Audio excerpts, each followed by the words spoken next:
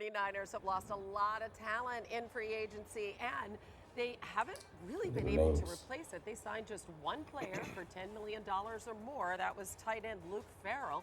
Here's John Lynch on the Niners' Yeah, he plans to signed for 3 years, rebuild the 22 million. roster, and I quote, "We've got this thing called the draft, and we've got a lot of picks, and I think the thing that the fans should know is we have a plan, and we're going to Okay. execute that plan, and we're excited about the opportunity. Last year we Okay. had such a good roster. I think we doubled down and said, let's go for this thing." I don't know. I'm sounding very iffy on that presser there because seems like a lot of excuses being thrown out, and I don't want anybody saying I have bias because yes, I am a Philadelphia Eagles fan, but I will do what we call in Japanese teisatsu or reconnaissance on the enemy because I need to know them. I need to know what they're doing. I need to know what they're up to, and the status of their roster and such. I pride myself on knowing not just my team well, but knowing the others. The power players. The guys that are threats to the throne and to the repeat chance that we have opportunity. So. I'll be pulling no punches, but I'll be fair and unbiased and honest in my opinion. And the 49ers, let's be honest, they didn't have the season that they thought they would. Injuries, chemistry, things caught up to them last year. Lack of investment in the O line. So, they have a talented roster, especially on offense. But can they make some waves? Can they make some noise? Can they rebound? And free agency. They lost a lot more pieces than they gained. You look at this list, man, and not everybody's a star. Not everybody even played last year, but it is notable. They traded away Debo Samuel's, receiver that is, somewhat of a downgrade because you don't know what you have in Ricky Pearsall. And that Debo is good for some touches, some yards, even though he may not be the player he was in the past, especially not 2021. He hasn't repeated that season. Guard Aaron Banks, a good depth piece, but decent starter, sorry, but a second round pick, expecting him to be impact player, a quality starter, not solid, not just decent, but a solid starter. Travis Ward couldn't be helped his situation. Unfortunately his daughter passed away. I mean that galled me. The player going through such a situation. Reminds me of the receiver they had, where his I think his son passed away. I think Marquise Goodwin.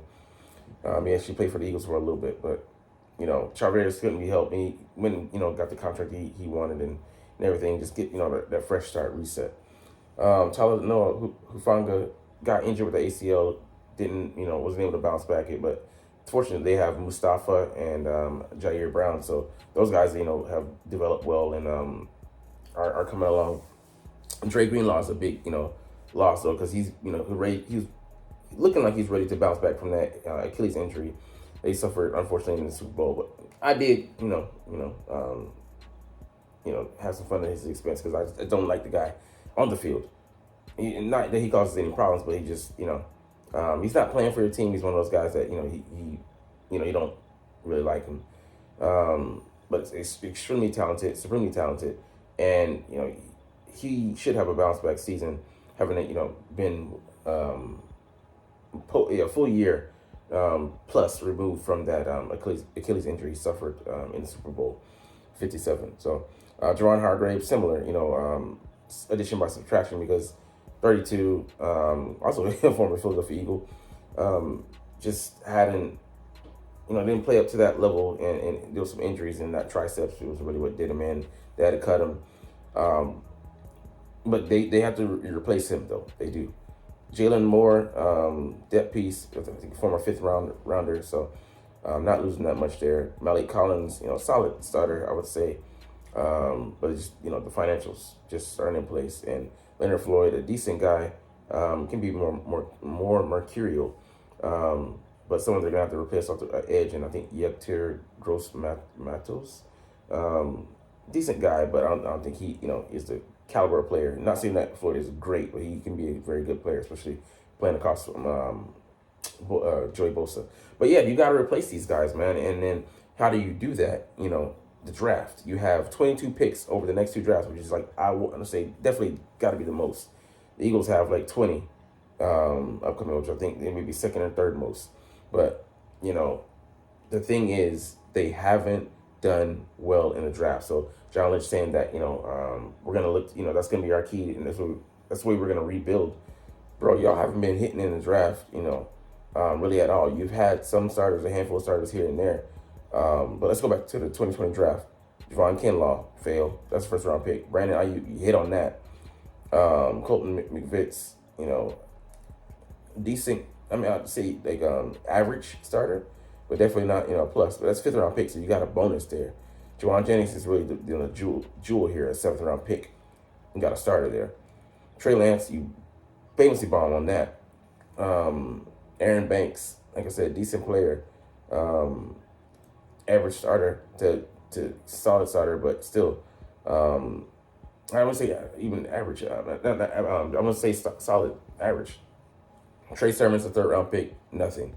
Ambry Thomas, he ain't there. Dumbledore, I call him Dumbledore because I can't say his name. I just like to call him that. But decent pick for what you got there in the fifth round pick, a nickel cornerback.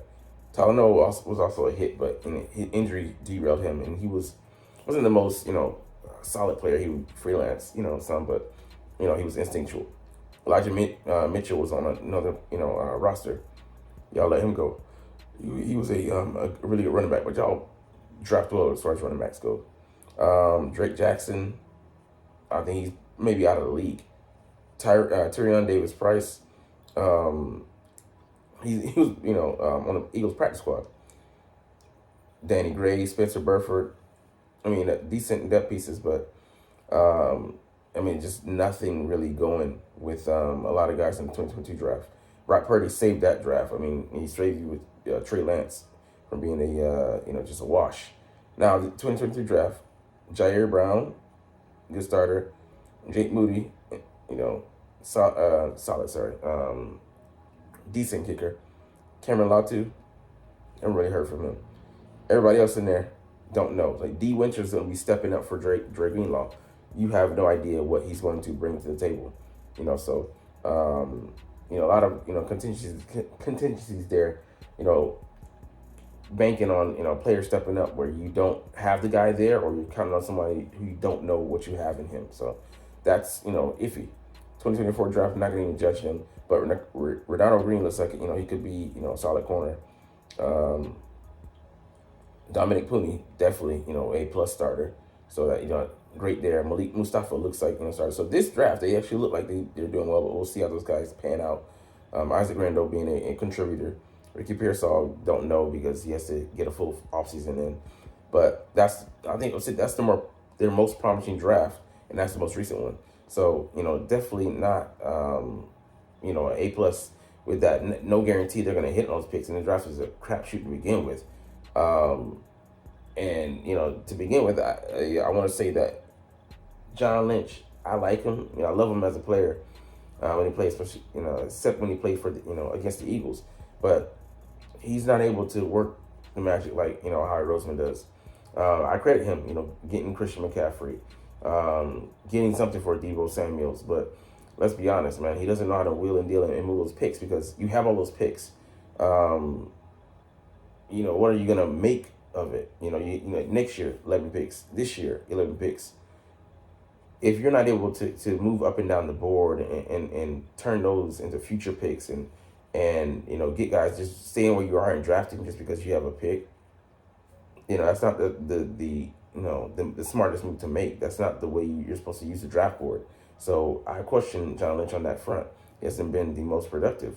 And like I said, it's been hit or miss on a lot of things. And you come out of a draft with no guys on your roster from, certain drafts or like just purely depth players or like fringe roster guys. That don't cut it, man. And he admits to himself that it's reset. So he's telling the fans to temper their expectations. They're going to have to rebuild because the star power has left the building. And, you don't have those replacements on the roster. You're counting on the draft to be, the heart of that. You didn't go out in free agency and some people because you couldn't. You were limited, cap-wise. Just, and I don't say in a bad predicament, but, there's nowhere to go, but up from the cellar of the NFC West. But that being said, you got your work cut out for you. because those guys that you're counting on, what are you going to get from them? The guys even from last year, they're a year older. How are they going to pan out? The line, you got to fix that. The D line, the interior, you got to beef that back up. Fred Warner, his running mate, like I said, he can cover up for a lot of sins, but he can't cover everything. He ain't Jesus Christ now. You know what I'm saying? But how will Purdy look carrying more of that load on his shoulders this year? Debo was, a quick hitch guy he could get to. And yeah, he struggled down the stretch some, but you knew what you had in him. Now you don't know what you're getting with these other guys playing more. Juwan Jennings, I think, he could step up. Very solid player. Had a 130 to 40 yard game last year and 3 TDs. Man, he was balling.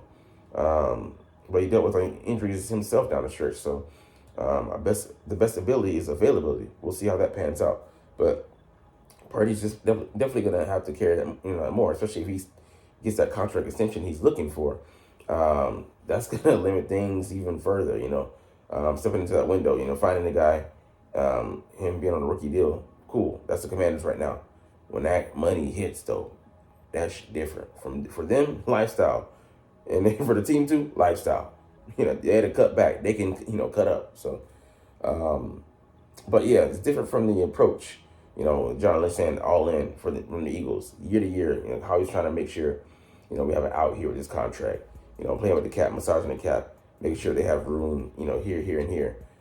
John Lynch doesn't exactly do that. They push up against the cap. Even the way they approach, where they sign any players, they wait till the fucking last minute, like 3 seasons in a row. You gotta believe that has a some kind of effect on the psychology of that locker room, that team. The guys are thinking like, man, they ain't really trying to pay this dude. So where my loyalty should lie? You see, these dudes flew the coop real quick. Juice was the only one that got the juice back, and then it was kind of like they were thinking about cutting the juice off. You know what I'm saying? And then they still might with this backup plan with this tight end they're bringing in for 3 years from $22 million. That's not a dropping. That's nothing. That's not nothing. Not just a drop in the bucket. So we'll see, man. But you guys will let me know in the comments. Like, am I spot on, or am I just being an Eagles homer? I didn't think I said anything disparaging. But y'all is some whiners, though. I had to say that. You know what I'm saying? But hey, man, it's all good. It's all love. Love facing good teams, good opponents, strong opponents. So, be watching y'all this season because I got my eye on you. But anyways, I love talking about Eagles, even when I'm not talking about Eagles. I find a way to insert them, and I love making these videos. So we're trying to do this officially, but as always, it's fly Eagles fly, and let's motherfucking go. Like, comment, share, subscribe. Thanks for watching. Check me out at Cintron Anime, Cintron Life, or Cintron Laughs, or other social media.